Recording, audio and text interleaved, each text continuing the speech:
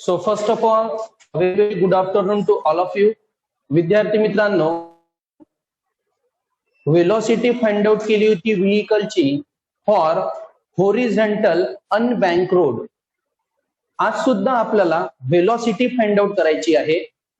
But आजचा जो आपला रोड आहे हा अनबँक नाही, तर आजचा रोड हा आपला वेलोसिटी सुद्धा फाइंड आउट करायची आहे आणि बँकिंगचा अँगल सुद्धा फाइंड आउट करायचा आहे.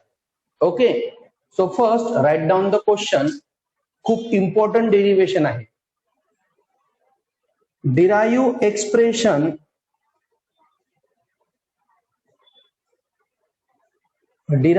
Expression for angle of banking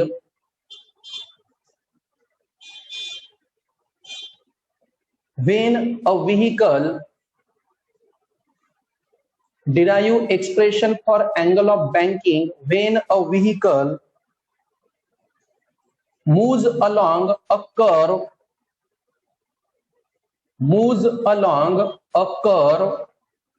bank road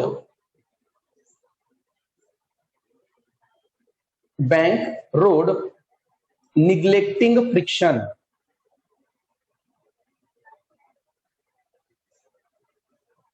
याच क्वेश्चनला और करा. स्टेट एन एक्सप्रेशन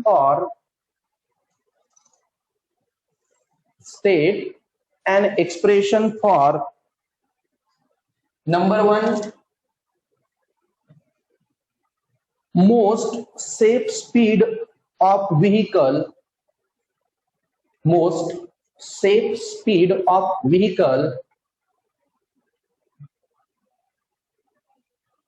Number 2,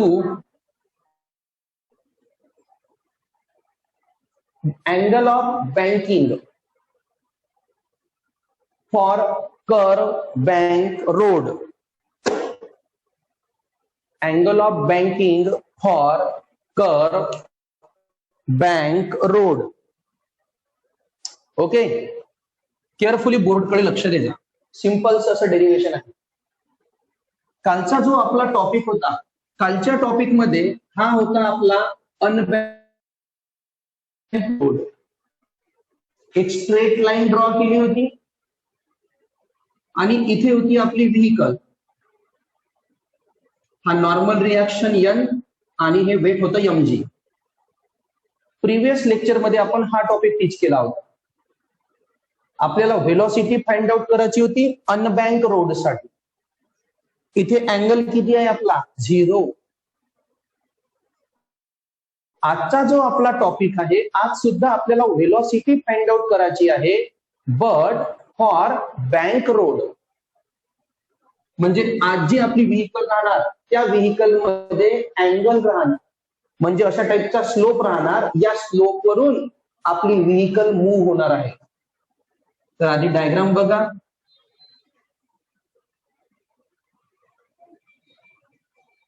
हा झाला आपला अँगल थिटा.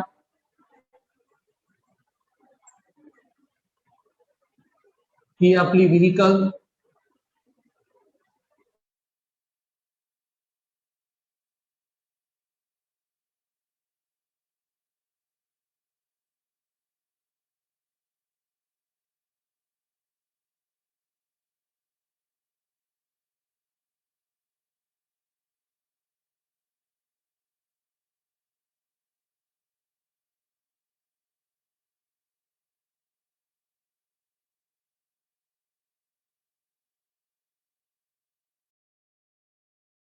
यामध्ये एन कॉस थिटा आहे, एन साइन थिटा आहे.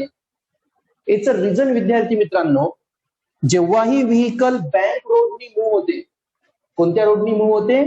बँक रोडनी. जेव्हा पण व्हीकल काय होते मूव्ह, तर जे आपलं नॉर्मल रिएक्शन असते, हे नॉर्मल रिएक्शन 2 कंपोनंट मध्ये डिवाइड होते.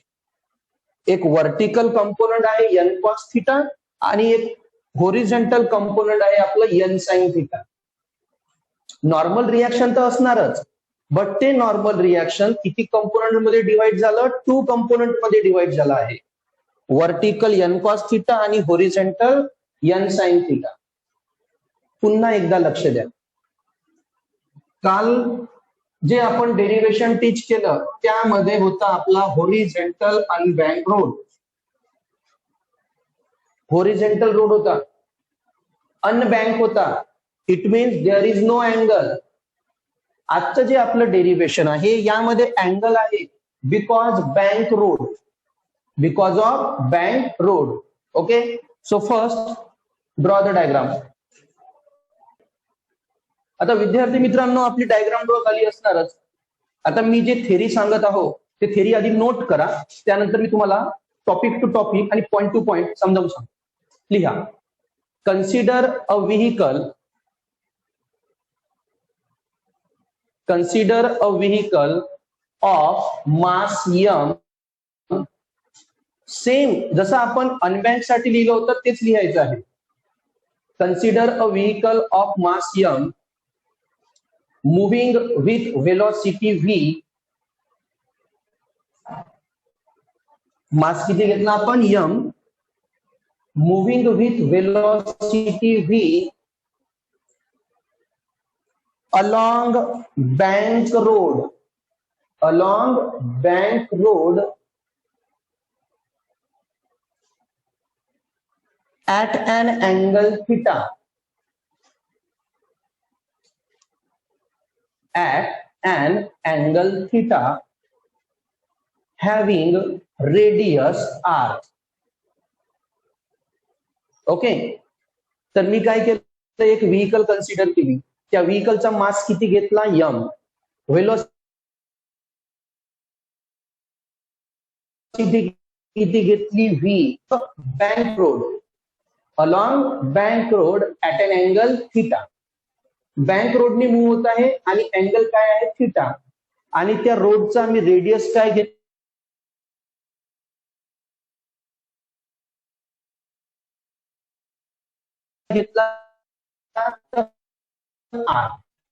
After that, there are two forces acting on vehicle. आपले व्हेइकल फोर्स ऍक्ट झाले, एक आहे वेट आणि एक आहे नॉर्मल रिॲक्शन. दोनच फोर्स तुम्हाला दिसत असणार. वेट आहे डाऊनवर्ड डायरेक्शननी आणि नॉर्मल आहे अपवर्ड डायरेक्शननी. हे केव्हा झालं, जेव्हा आपली व्हेइकल काय झाली, मूव्ह झाली. लिहा. When vehicle is moved, when vehicle is moved, there are two forces acting on vehicle.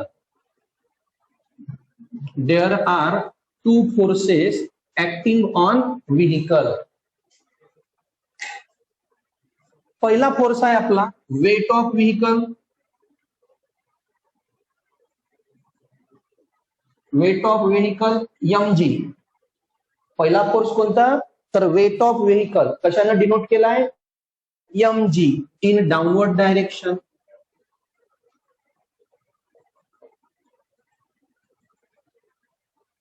हे सगळे फोर्स आपले केव्हा ऍक्ट झाले, जशी व्हेइकल मूव्ह झाली. There are two forces acting on vehicle.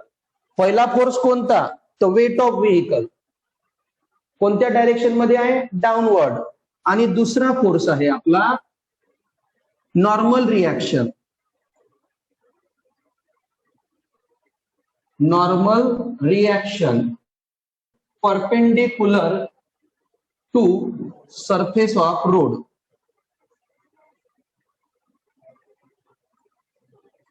किती फोर्स ऍक्ट झाले, तर दोन फोर्स ऍक्ट झाले. ही व्हेइकल आपली. ओके,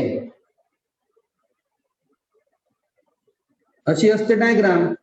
एन म्हणजे नॉर्मल रिॲक्शन. नॉर्मल रिॲक्शन या रोडला काय आहे, परपेंडिक्युलर आहे.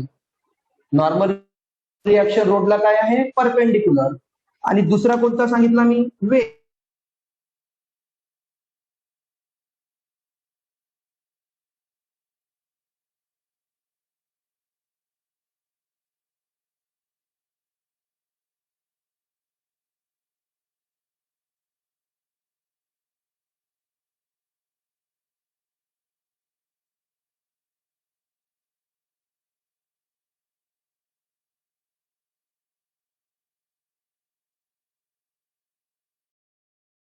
Small a vertical component, vertical component कोणता आहे आपलं डायग्राम मध्ये दिसत आहे तुम्हाला N cos theta. Vertical component कोणता आहे आपलं एन कॉस थिटा. आणि बी horizontal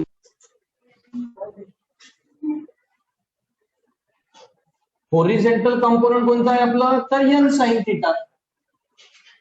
okay, note this. Vehicle वर दोन फोर्स ऍक्ट झाले. एक आहे weight of vehicle acts in downward direction आणि normal reaction perpendicular.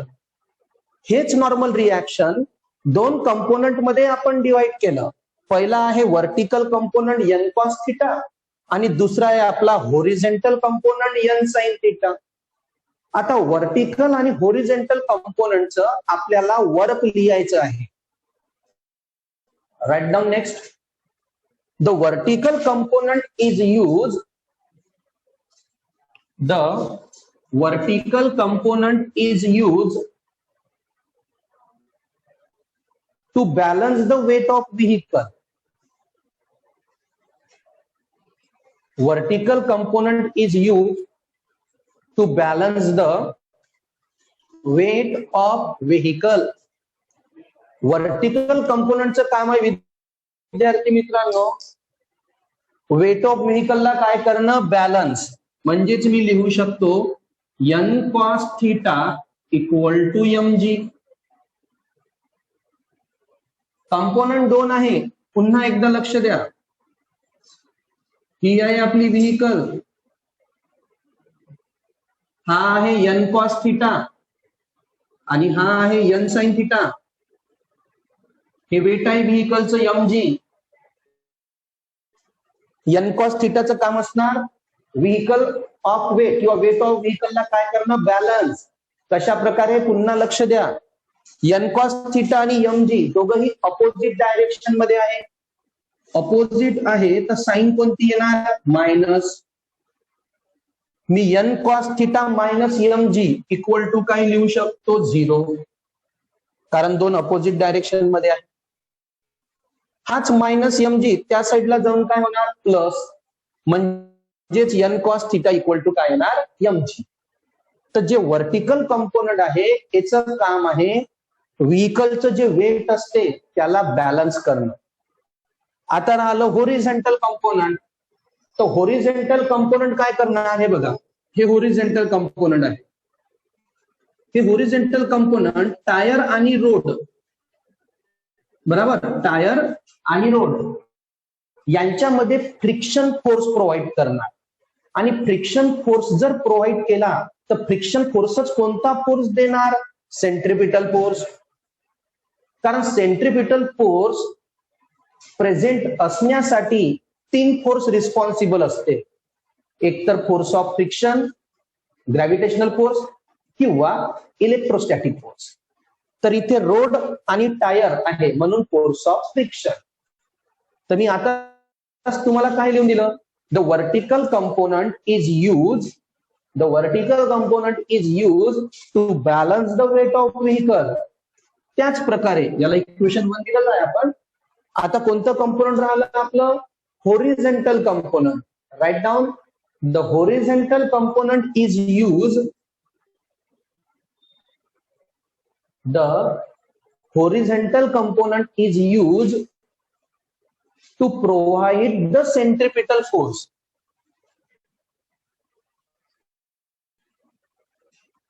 The horizontal component is used to provide the centripetal force. म्हणजेच n sin theta equal to nr mv square upon r. Equation 2. Horizontal component वेटला balance करते, sorry vertical component वेटला balance करते, horizontal component centripetal force provide करते. झालंच आहे विद्यार्थी मित्रांनो derivation. After that divide equation 2 by equation 1. So n sin theta upon n cos theta equal to mv square upon r upon mg. n get cancel, m get cancel, sin theta upon cos theta, tan theta, sin theta upon cos theta, tan theta, r upon मध्ये येणार, so v square upon R G. हे झालं main equation. करू आणि angle करू. Here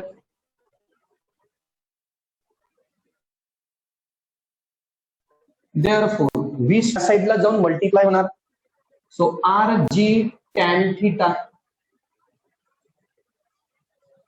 आता v square ची value जर विद्यार्थी मित्र मी काय लिहू शकतो, under root of R G tan theta. हे झालं आपलं पहिलं एक्सप्रेशन. म्हणजे आपण व्हेलॉसिटीचं इक्वेशन फाइंड आउट केलं फॉर बँक रोड. आता अनबँक आणि बँक मध्ये काय डिफरन्स आला, अँगल. काल जेव्हा आपण डेरिव्हेशन सॉल्व्ह केलं अनबँकचं, तेव्हा फॉर्म्युला होता म्यू आर जी. व्हीचा फॉर्म्युला आपला काय आहे, V equal to under root of R G tan theta. This is the expression for velocity. नाव आपल्याला व्हेलॉसिटीचं पण विचारलं आहे आणि जो अँगल फॉर्म होतो त्या अँगलचं पण विचारलं आहे. तर यावरूनच मी काय लिहू शकतो, tan theta equal to V square upon R G आहे. तर टॅन या साइडला जाऊन काय होणार, टॅन इनवर्स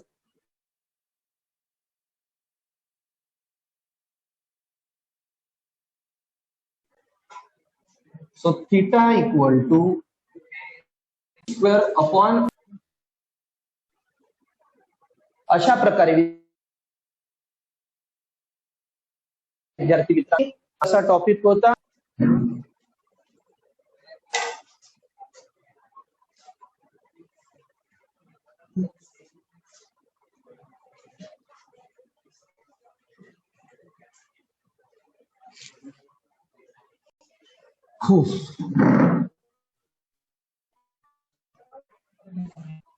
अरे टॉपिक कसा वाटला, डेरिव्हेशन समजलं का, रिप्लाय द्या मला.